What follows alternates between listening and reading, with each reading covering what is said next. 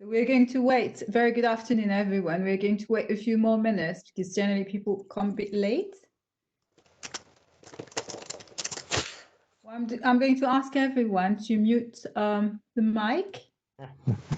It's completely up to you, but please mute the mic because we hear a lot of noise. And as I usually say, I don't want to hear your dogs or your children.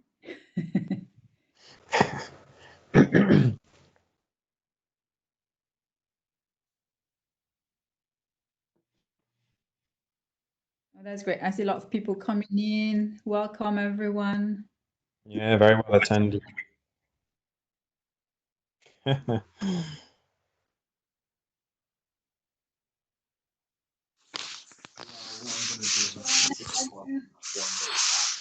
you build spikes on top of spikes?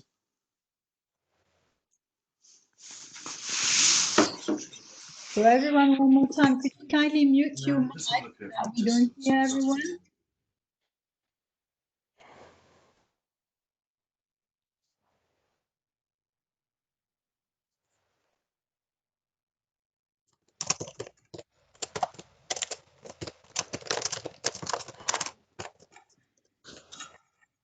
Let us wait maybe 2 more minutes so that everybody's around. Sometimes there are technical issues to join the seminar for some reason. People have to find the email in which they had the link.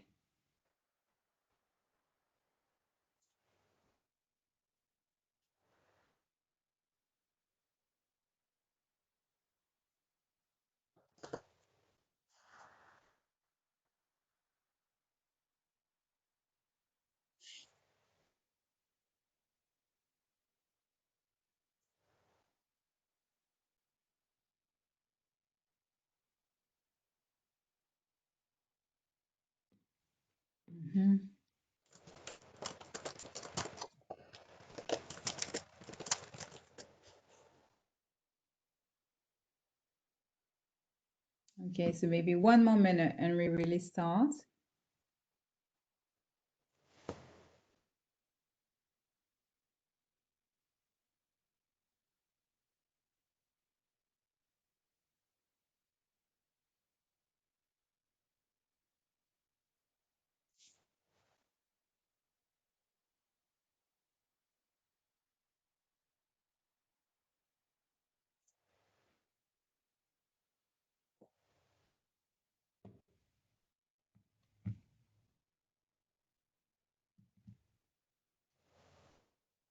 All right, so let's start if you wish.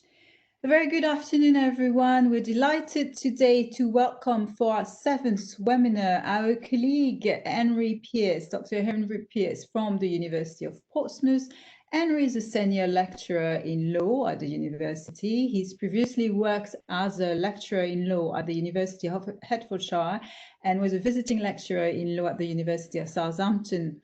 He's also the deputy editor for Computer Law and Security Review, an international journal of technology and law practice. As you're going to see, Henry is an expert in data protection law and everything going around it.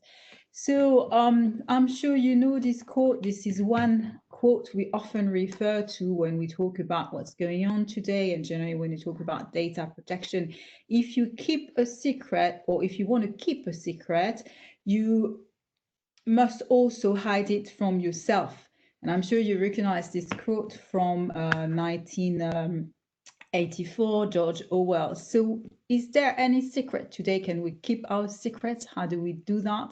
How do we protect our lives, our private life, our data? This is precisely what our colleague Henry is going to address today during this webinar. So let me remind you a few rules. First, please kindly mute your mic so that we don't hear everything around you. And then if you have questions, once Henry is going to be done with his presentation, please write them down in the chat box so that I could read them out to Henry.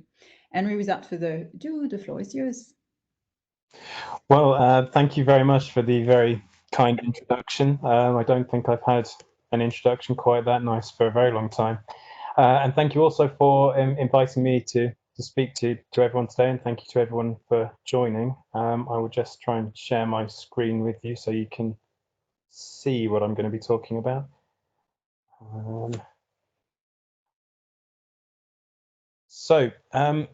The interdisciplinary nature of my talk today will focus on law and computer science. The legal side of this will be a discussion around the Freedom of Information Act and how it has been impacted by developments in computer science, namely in the area of anonymization, and why developments in this area have necessitated the need to develop a new approach for how data and information are disclosed under the Freedom of Information Act. So, moving the slide on. So basically the structure for the talk today, what I'm going to talk about is to explain what the Freedom of Information Act is and its relationship with this concept of personal data. We'll then move on to talking about the computer science side of things, anonymization and the limits of anonymization techniques, before putting these two things together to explain why the latter creates a problem for the former, and then a possible solution for this problem that I've devised, and finally we'll talk about some other issues that link all the things that I've talked about today to other salient topics that are being discussed in the discourse at the moment. The starting point for the talk is this legislation, the Freedom of Information Act. The main thing this Act of Parliament does is give individuals a general right of access to information that is held by public authorities. So it gives us all a right to go to, let's say, a local council, the BBC, a government department, the NHS, and request information that is held by that whatever institution. And the recipient of a Freedom of Information request, assuming no exemption applies, has a legal duty to disclose the requested information to us. This legislation exists as a means of giving effect to political accountability and transparency. It's an administrative law tool, really. But the significant thing for what I'm talking about today is that the disclosure model utilized by this legislation operates on a so-called release and forget basis. So what this means is that once a public authority discloses any information or data under the Freedom of Information Act, there are no post-disclosure obligations or controls that are attached to any of the information or data disclosed. So the recipient of any information disclosed following a Freedom of Information request is free, unless any other legal rule applies, to do whatever they like with that information, that they're under no obligation to store it a certain way or not to use it for a certain purpose. And the releasing public authority also has no responsibility to monitor how any recipient of the information it discloses uses that information. Significant, however, is that personal data, which are generally speaking any information relating to an identified or identifiable individual, are generally exempt from disclosure under the Act. The reason for this being that personal data are very sensitive potentially. In the wrong hands, they can be used for all sorts of nefarious or harmful purposes. And so you cannot request personal data under the Freedom of Information Act because, affected persons, their data protection interests may be compromised. However, anonymous data, which are data that are not reasonably likely to identify a person, are not personal. Therefore, they are not covered by this exemption. So whilst personal data cannot be disclosed under the Freedom of Information Act, generally speaking, anonymous data can be. So often what public authorities will do are anonymize personal data they have through the use of so-called anonymization techniques to render them anonymous, and then the exemption will not apply and those data can then be disclosed.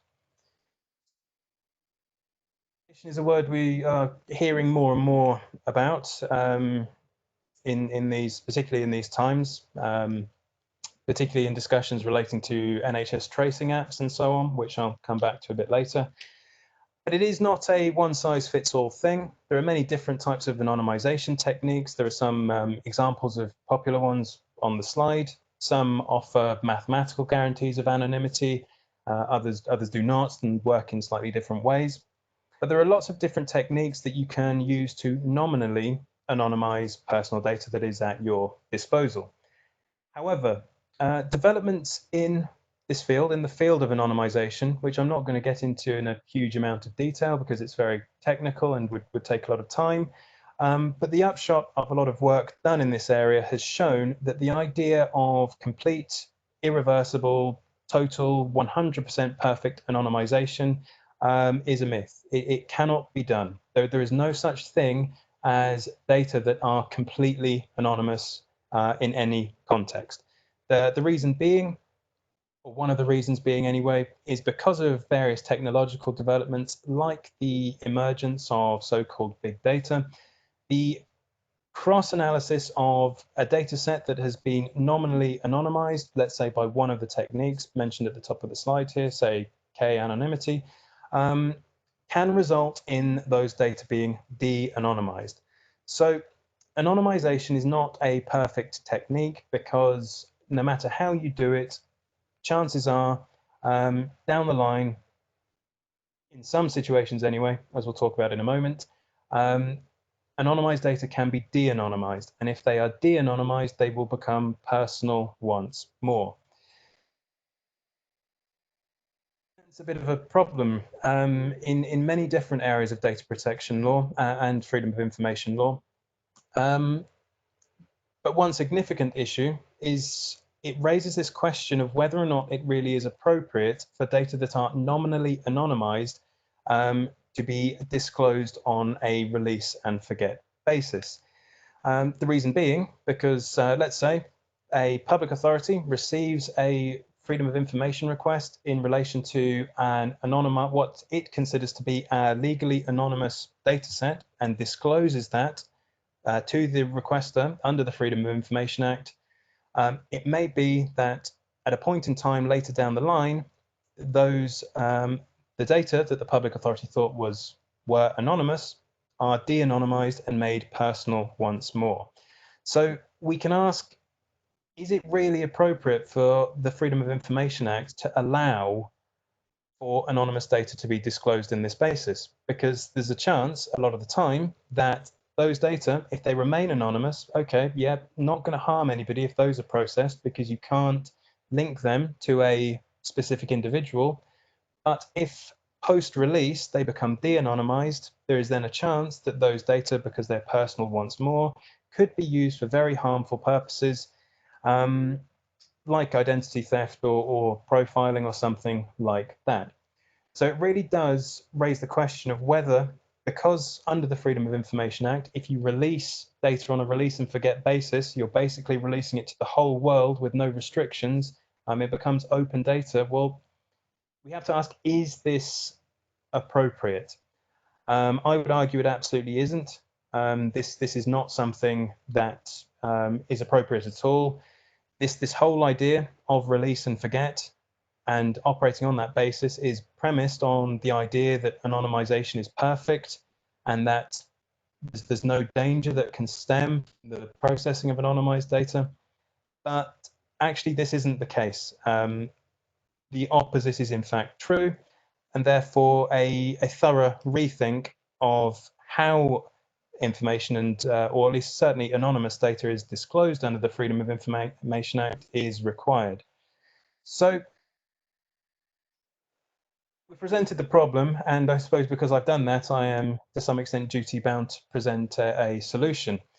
So significantly, whilst perfect 100% infallible, irreversible anonymization that ensures data are anonymous in all contexts, anywhere ever, is not possible, functional or so-called contextual anonymization can still be achieved. So for instance, if I were to release a nominally anonymized data set to the entire world, chances are there will be somebody out there who can de-anonymize it. There is a huge risk that that will happen.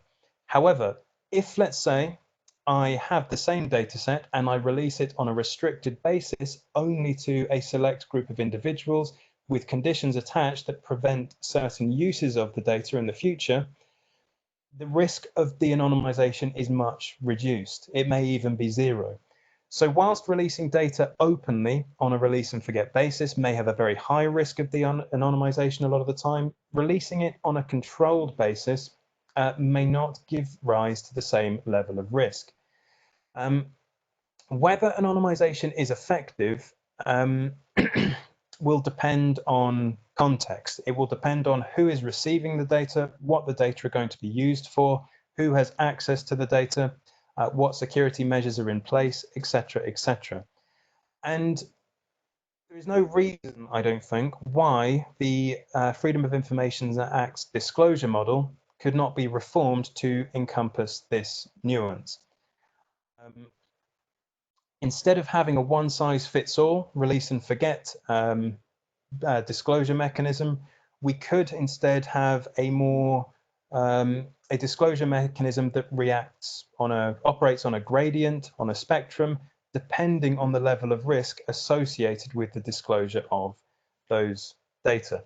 So my whole idea, really, to provide a solution to this problem, is for a licensing scheme based on the risk of de-anonymization associated with data held by public authorities to be introduced and slotted in either in replacement or alongside the current one-size-fits-all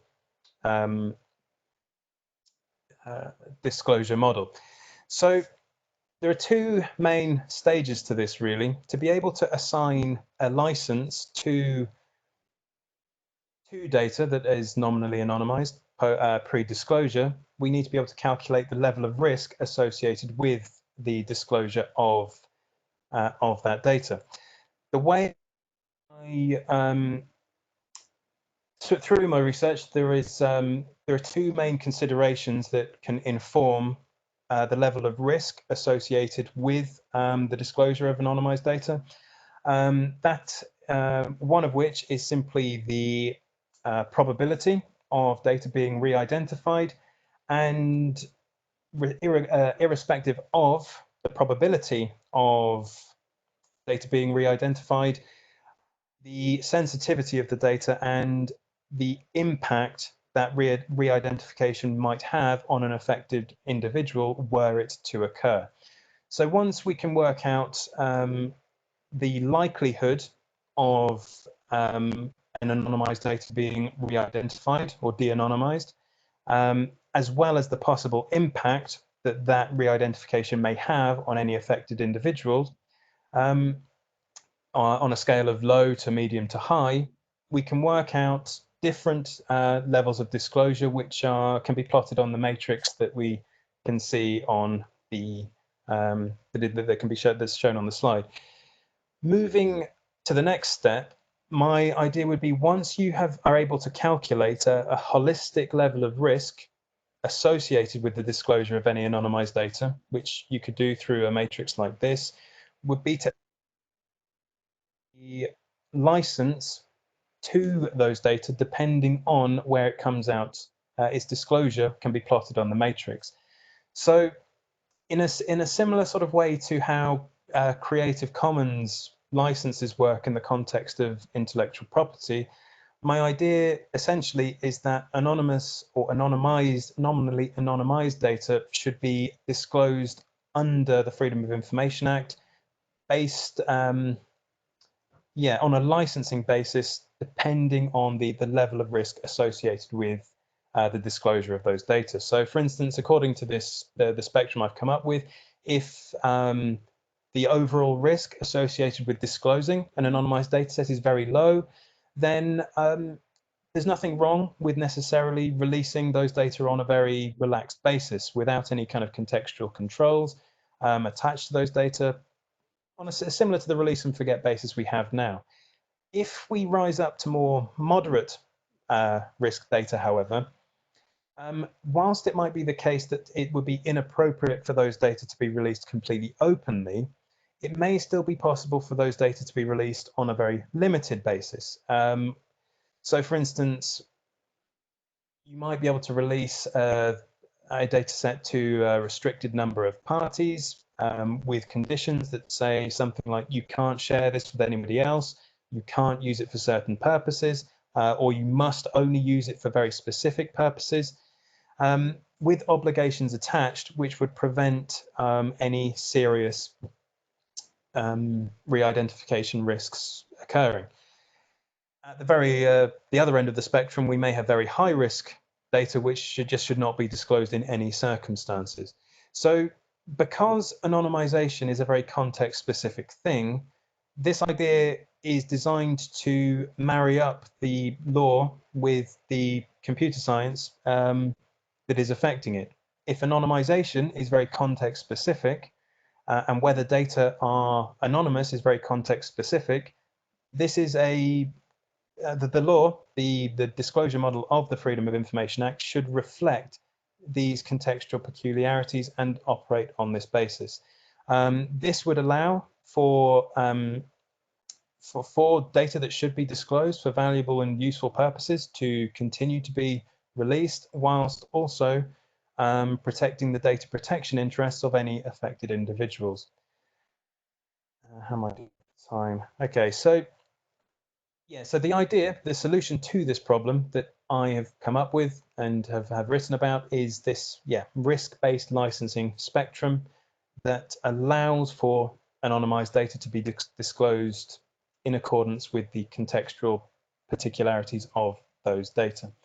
So in order to test this idea, I have been out and spoken to various experts in the field of law, data governance, computer science, philosophy and public policy. And pleasingly, the feedback I've received from almost everybody I've spoken to when testing this idea has been positive. The general consensus appears to be that this way of doing things would definitely represent an improvement on the current model for disclosure under the Freedom of Information Act, which is, I think, widely recognized as being deficient, and that this would help bring the law into closer alignment with the science, the computer science that the law is regulating effectively.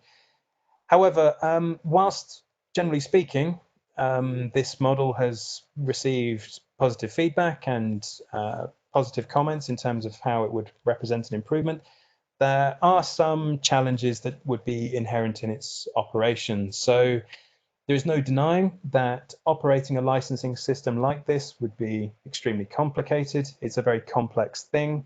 Determinations about when and in what circumstances anonymization efforts might be successful require a lot of expertise. Closely linked to that are ideas of cost. Introducing this system would not only put a lot of financial burdens on public authorities, but also on the regulator, the Information Commissioner's Office. Non-compliance is another issue, because no matter what terms of licenses might say, people may just choose to ignore those licenses. How they could be enforced and what the penalty for non-compliance would be is another issue. And the final major issue that would likely to come up would be ethical and theoretical objections from people such as open data advocates who may, erroneously I would argue, but may view this system as an attempt to restrict open data and put a fetter on freedom of information. So there are, whilst there are positive feedback that I've received in relation to this system, there are many challenges as well. So just moving on today, which links some of the things I've spoken to in a general sense to specific ongoing issues at the moment, is that I mean, I've spoken about one issue where anonymization and developments in this area have posed a problem for the law, but there are many others, and this is something I alluded to earlier. One particular area where anonymization is again receiving a lot of attention is in relation to the NHS COVID-19 tracing app, which is designed to, well, it's been designed to trace the spread of possible COVID-19 infections. So one thing we have heard a lot about is that any data collected by this app will be anonymous. We've seen particularly Matt Hancock talking about, oh yes, it's totally anonymous, fully anonymous, and things like this. However, it has been demonstrated by various observers how actually, even though the data gathered by the app will not necessarily identify individuals directly, the data, when collated, may mean that individuals are still identifiable, even if they're not identified. And as I mentioned at the beginning, data will be personal if they are identifiable.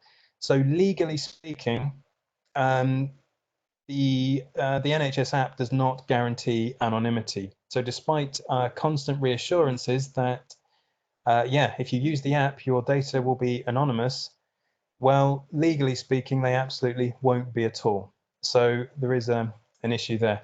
Other concerns with this app linked to decentralization and trust and function creep. There are many particular concerns about the app that I have, and I won't be using it if I can get away with that.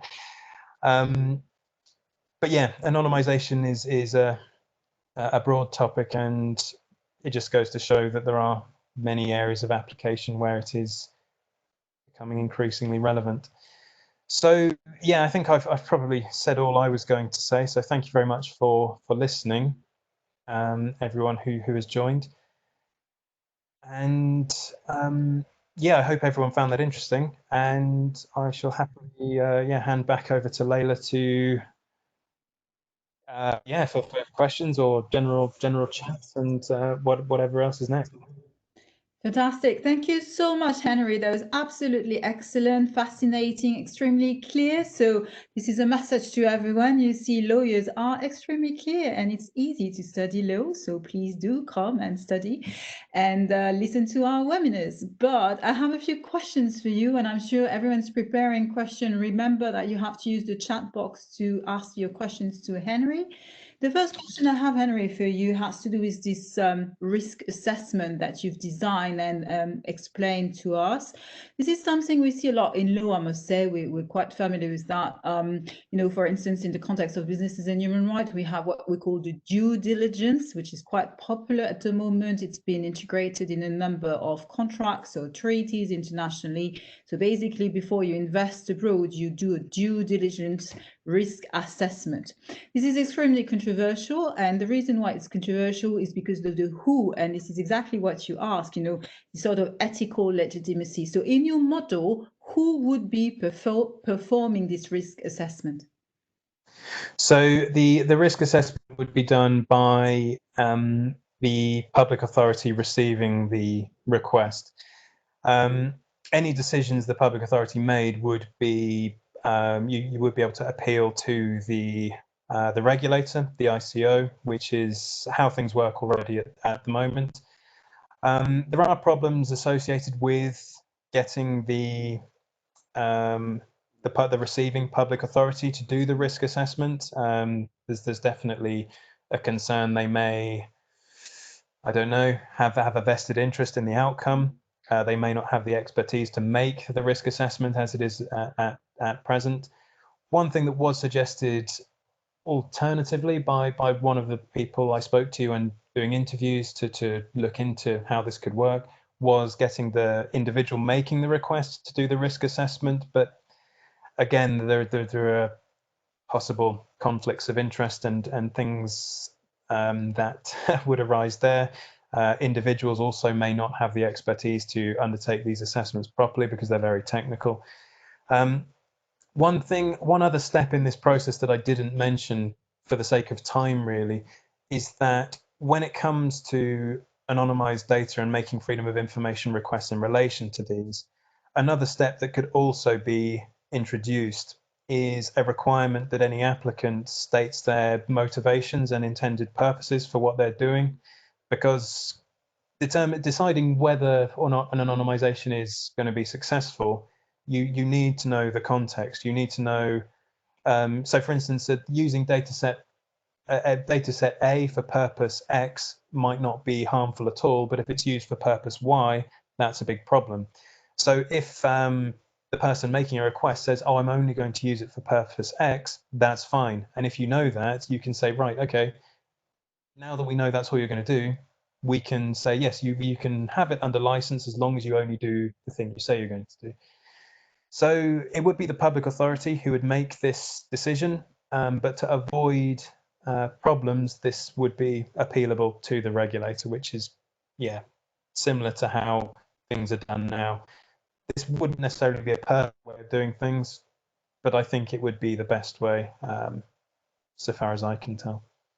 Excellent. Thanks very much, Henry. I have another question which relates, but I'll ask it later. It's about comparison, international comparisons. But we have a great question from our colleague, Professor Adrian Hopgood, who happens to be the theme director for Future and Emerging Technology. Okay. So very much related to your work. Thanks very much again, Adrian, for being here. So hi, Henry, a couple of points. First, blockchain is overhyped.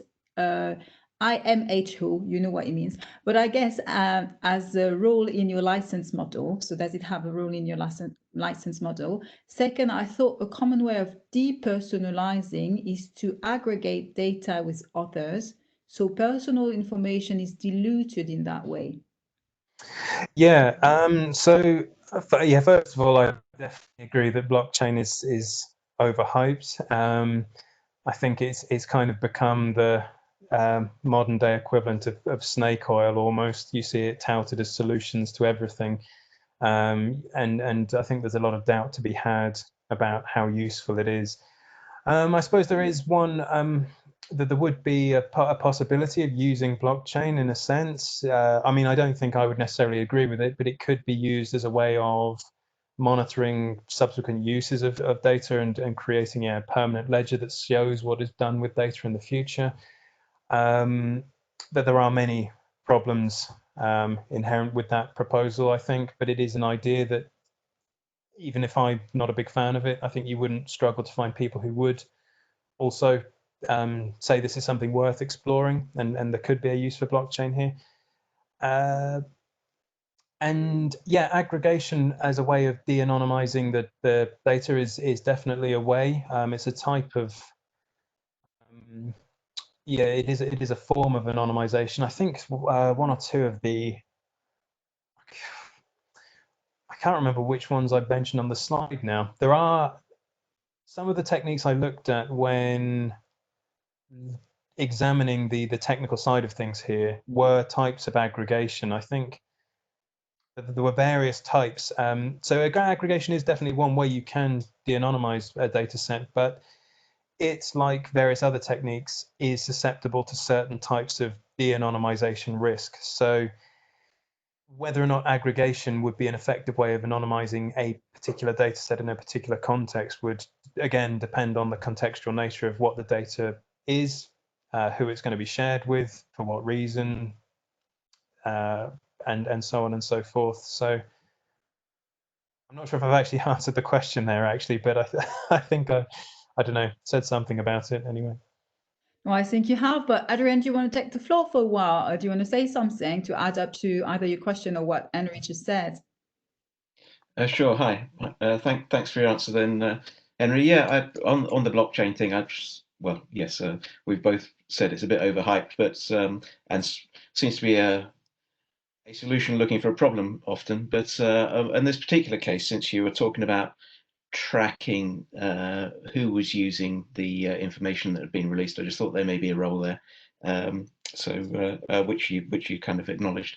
On the other thing about the aggregation of data, I suppose that's just a reflection on some experiences of mine in the past when I've been in sort of university management roles and have had to respond to requests, often requests about salaries is a common one, particularly in universities when sometimes the press feel that some people are being paid too much, which is they may or may not be right. And to avoid revealing personal information I just saw that what was typically done was to say something like, you know, there are X number of people earning a six-figure salary or whatever. So it sort of it doesn't reveal too much about any individual one, although it does give a sense of how many high-earning people there are in the organisation. Yeah, I think that's right. The limits of aggregation, it would the problem with using aggregation as a technique is that it's fine unless you have access to, let's say, two different data sets, and from one you can kind of begin to piece together the two. You can work out, it's a bit like playing, what's it called, the board, well, not really a board game, but Who's Who. If you start working out, okay, there's X amount of people in one data set, but with redacted names and maybe gender or age, if you have another comparable data set, you can start to infer who is who in relation to, you can start to narrow down who within the aggregated data set, let's say record A, might be. And then once you narrow that down to within a sort of a specific, I don't know, a reasonable probability, then the data becomes personal again. So it's definitely worth doing, but there are different types of re-anonymization risk. Some will be some types of anonymization, like aggregation, will be susceptible to some, whereas others will be susceptible to others. And when working out whether or not what you've done is enough to render data anonymous legally, will depend on exactly which risk your data set might be susceptible to. So yeah, like you say, an aggregated data set might not pose any risk if you release it to somebody who has no background knowledge of who might be in it. But if somebody does have background knowledge and or access to some other source of data that you can cross-analyze, you can begin to unpick the aggregation. So yeah, strengths and weaknesses, basically. Okay, thanks very much, Henry. That's great. While I've got the microphone, can I actually make a third point, which is just an observation, really? I saw your matrix, your risk matrix, where you you had your sensitivity of the information versus the risk, the likelihood of it being sort of revealed. As I think that was. Yes, yeah, that's right. It just struck me that the way you'd drawn your matrix, there was equal weighting on each of those two axes. And I was just thinking to myself, well, actually, possibly the sensitivity is the more important axis. So if you've got some really sensitive data, even if the likelihood of it being exposed is low, you'd still want to see that as high risk, if you see what I mean, because the sensitivity is more important. It's particularly important. Yeah, I mean, I guess with these things, it's one analogy that kept coming back to me when designing this was that it's almost like the risk of a nuclear power station exploding. The likelihood might be very low, but if it actually happens, then it's absolutely catastrophic, and therefore even if the risk is very low, you still need to take the utmost precautions with it. That's exactly what I meant. Yeah. So yeah, I fully appreciate that, and I think that there is, when it comes to conceptualizing, I mean, the probability of re-identification on one axis is not too much of a problem. You can make a fairly good stab at these things, but determining the impact re-identification will have on any affected individual is much more difficult, because different people will have different ideas about what a tolerable risk is. And you never really know how much something will impact on somebody else. So this is a limitation in that framework, I think. The reason why there are only 3 gradients, sort of medium, high, medium, low on each of the axes, was largely based on a survey of other risk management methodologies and data protection impact assessment methodologies that are used in various jurisdictions around the world, really. So when devising this, I looked at how things are done in France, for instance, or how things are done in the USA, and a range of methodologies. And whilst all of them either explicitly or implicitly alluded to exactly the issue you've just mentioned, they all tend to agree that even if there can be more nuance to it, it's possible to group harms within a sort of high, medium, low sort of range. I completely see your point though, and I think there is more nuance to it. There are different types of harms, and they affect people in different ways, and people have different ideas about what is acceptable harm and what isn't. So I think, one of the findings when completing this project and writing it up was that there is more to be done there, just simply almost from a totally philosophical point of view. How do we really conceptualize risk and harm in these situations? So I think, there is, it's in some ways it's a little ham-fisted at the moment. So I think we could, flesh it out a bit more, but beyond the scope of this talk, maybe. Yeah, thanks very much. I wouldn't describe it as ham-fisted, but thanks very much. I better let somebody else comment. Thanks a lot, Henry. That's okay.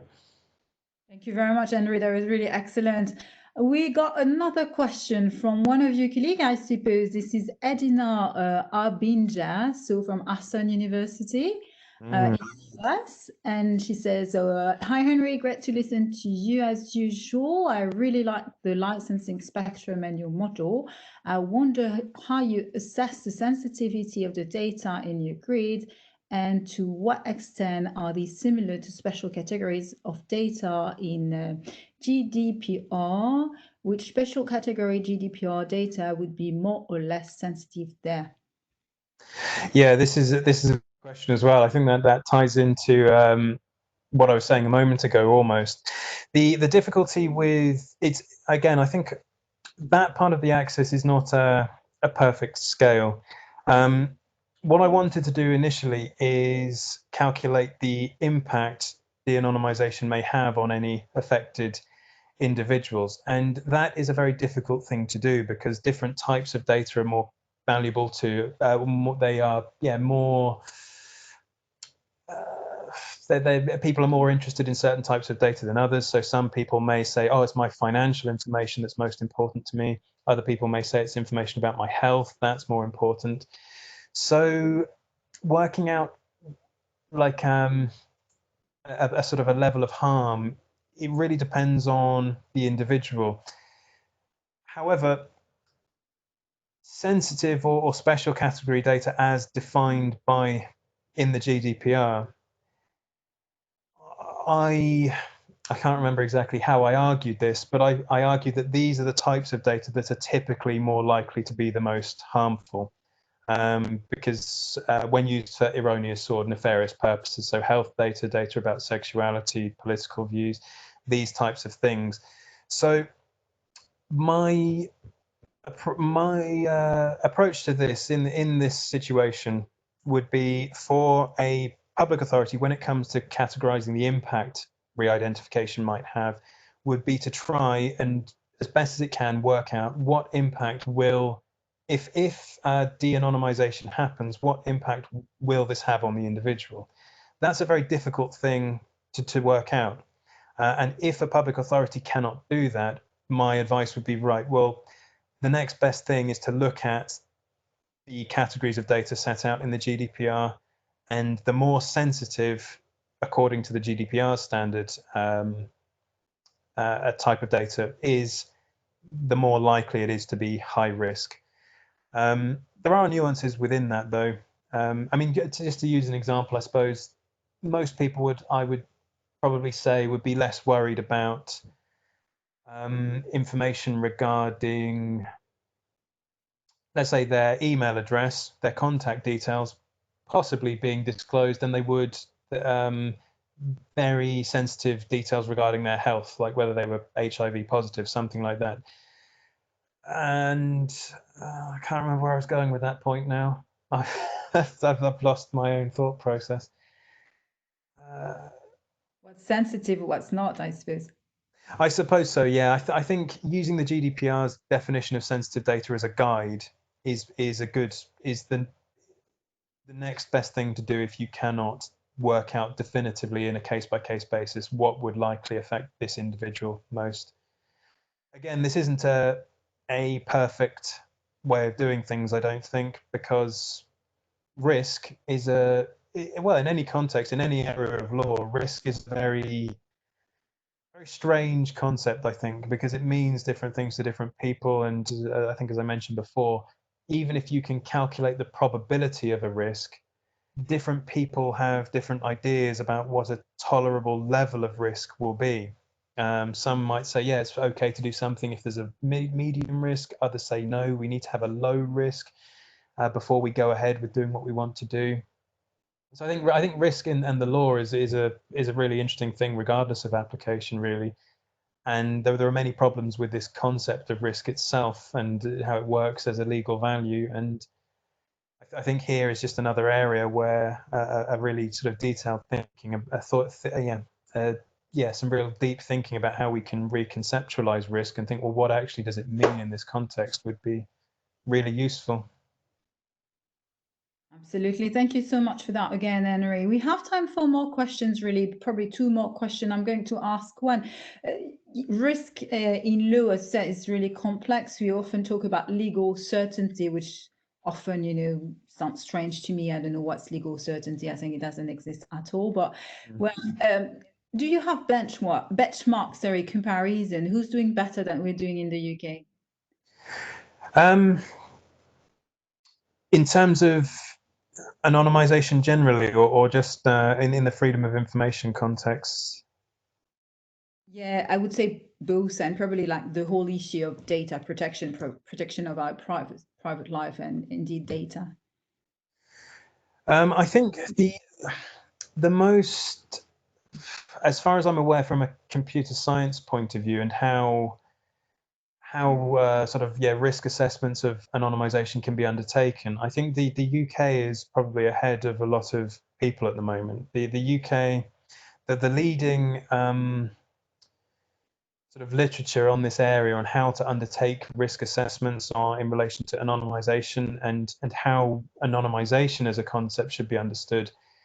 The leading literature on this has been created by the UK Anonymization Network, which is a collection of academics, mainly, I think, hopefully I'm not going to leave anybody out and offend anybody here, but mainly from University of Manchester and Southampton. Their literature on this is that they take a very forward-looking view to anonymization, which is very much that, well, actually, to go back a step, anonymization has historically been treated as an exercise of looking at anonymized data in isolation. If you want to work out, are data anonymous, you look at a particular database, data set, and go, yeah, that looks fine. But actually, what they have quite convincingly shown is that it's not enough to look at the data themselves. In order to work out whether a data set is it is anonymized, you have to be aware of the wider context. It's no good just focusing on the data. You have to ask who has the data, who's using them, what are they using for, who can access them, etc., etc. And they, as far as I know, and I think other people are beginning to catch up, this is the foremost. This is kind of the authority in the area now. So far as other jurisdictions are concerned, you can kind of see in France, in particular, the regulator there is that they have a similar methodology that bears some similarities, but most regulatory guidance from other jurisdictions that I've seen focuses on data protection risks more generally rather than specifically anonymization. And I know that the UK Anonymization Network has begun to export their framework for how to do these things to other jurisdictions as well. So I think in that sense, the UK is perhaps ahead of the curve. Certainly seems to be the leader in the field, but it does seem that, it's, despite anonymization itself being a fairly underdeveloped area, I think people are beginning to wake up to this now and realizing this is a a serious issue, because the whole of data protection law is premised on there being a divide between personal data and data that are not personal. But that divide has now become very blurred. It's not a dichotomy anymore. There's lots of grey areas. So I think we're going to have to, we'll see in the coming years this problem becoming more of a practical one rather than just a purely academic sort of theoretical one. Absolutely. Thank you so much again, Henry. We have the last question from a colleague from a college in Brighton who's a law teacher there. I suppose your name is Lion, or I'm sorry if I'm not pronouncing it well because I don't see much of your name, but thanks very much for your question. So this person thanks you. Really interesting ideas discussed. Would you envisage there being a similar scheme of fines or sanction as exists under the Data Protection Act 2018 for any breaches of the rules under such a licensing scheme for freedom of information requests? Yeah, the one interesting question that came up when devising this system is that, I guess with any kind of system of law, there must be some sort of penalty for non-compliance. The question becomes, I mean, I think I mentioned a bit before about how that could be enforced and so on is an interesting one. But one thing that was flagged in the testing for this system when interviewing respondents was, well, clearly there must be liability for people who just ignored license terms or didn't comply with them for whatever reason. And the question then becomes, well, what kind of liability are we talking about? Is it going to be a civil liability thing in terms of like with intellectual property violations, for instance?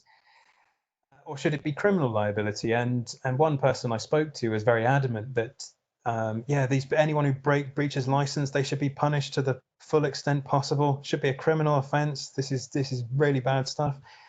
And there's some appealing. I can see the appeal in that approach, and I think we are seeing at the moment a trend towards the use of criminal penalties for data protection issues. The Data Protection Act 2018 introduces a range of criminal offences that stem, that link to data protection issues. In fact, one of the new criminal offences contained in the Act is either deliberate or reckless non-consensual de-anonymization of anonymized data. And that's yeah, there is some legs to that, I think. The problem being, however, is I'm slightly reluctant to, I'm not fully comfortable with the idea of using criminal law to solve data protection issues. The reason being that the use of criminal law in relation to using it as, let's say, a penalty for certain behaviors, it requires the existence of use and use of clearly established social norms, which don't really exist in the data protection context. What we would have is a very sort of specialized level of crime, sort of comparable to cybercrime, I suppose, which may have to compete with quote unquote normal crimes for resources and enforcement. And by and large, with these kind of things, this is a very, as I mentioned earlier, anonymization is it requires expertise to be able to do it properly and understand it. And by and large, the type of expertise needed to do that is not going to be present within, let's say, the police force or the CPS or even judges, which may mean the application of criminal law to this kind of thing, I mean, it might not be very good, and we may end up with sort of a very haphazard, unsatisfactory picture if this is to become a, yeah, to become a thing. But then again, the argument the other way would be that if it's not underpinned by criminal law, it might just be too easy, and then we deal with, I don't know, civil penalties in the forms of low fines, for instance. Sometimes the cost of non-compliance might be a price people are just worth paying. They think, okay, I'll get fined X amount of money for doing this, but what I stand to gain is actually a lot more, so it's just a price I'll pay. So yeah, again, there's another interesting discussion to be had about exactly how it would work in that regard. So so the short answer to the question was yes, I think. Excellent. Here again, you have interesting legal comparison, I think, what's going on in corporate law, for instance. You see more and more criminal law integrated, and not necessarily only in the UK, but internationally. So criminalization of a number of corporate related actions. Do we have cases already? Yeah, there is one very significant case that happened. An even bigger problem with this, actually, this area, is that we already see, particularly the tribunal system, making decisions which suggest they don't really understand how anonymization works. So there's a very famous case that is widely regarded by people in the field as being a bit of a car crash, really, involving a clinical trial undertaken by Queen Mary University of London.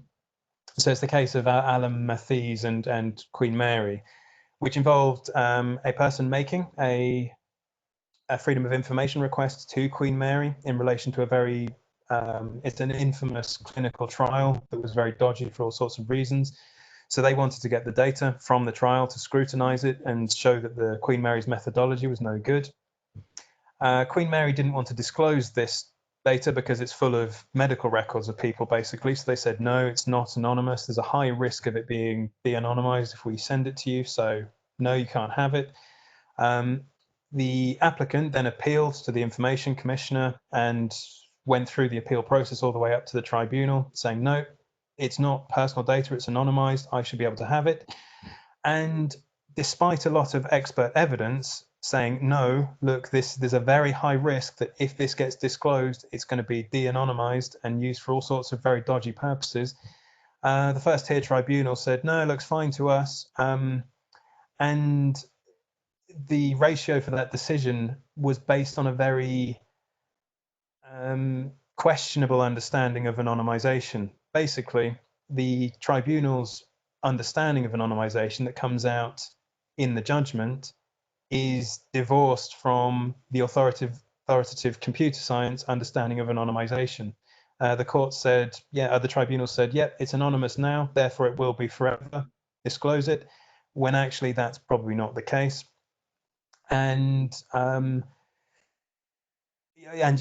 basically the tribunal made a decision that's divorced from how anonymization should be understood, ordered the disclosure of this information when it really shouldn't have been. And as far as I know, to date, the information that was ordered to be disclosed has just been uploaded to the internet, and you can go and download it right now if you want to. And that's the exact type of situation that really shouldn't happen. So when this was a big part of my PhD, really.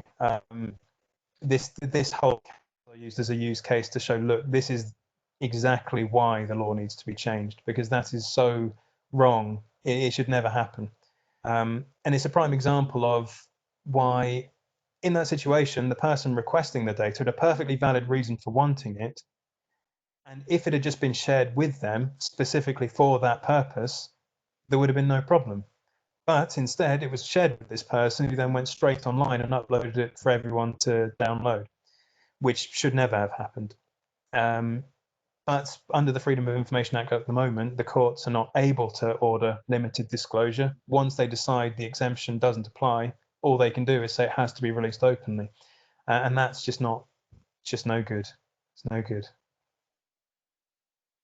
Here again, thank you so much, Henry. That's fascinating. It tells a lot of things. It tells also about the training, of the judges, and because these fields are really new, so we also need to understand from legal and other points of view how it works. So there's a lot of work which is interdisciplinary, a lot of work for us, and that's going to be the conclusion, I suppose, of today's webinar. These are interdisciplinary webinars, so I'm sure we'll have lots of discussion with our colleagues in tech, in medicine, in different disciplines. Thank you so much again, Henry. That was really very interesting. It has been recorded. It's going to be on the website pretty soon, so you can watch it again. And I'd like to thank everyone, in particular the team from Olga, Marika, Claudia, and Andy, obviously, for supporting these webinars. I'll see you next week with another fascinating topic, plastic in the ocean. Thank you very much, everyone. Thank you very much. Bye.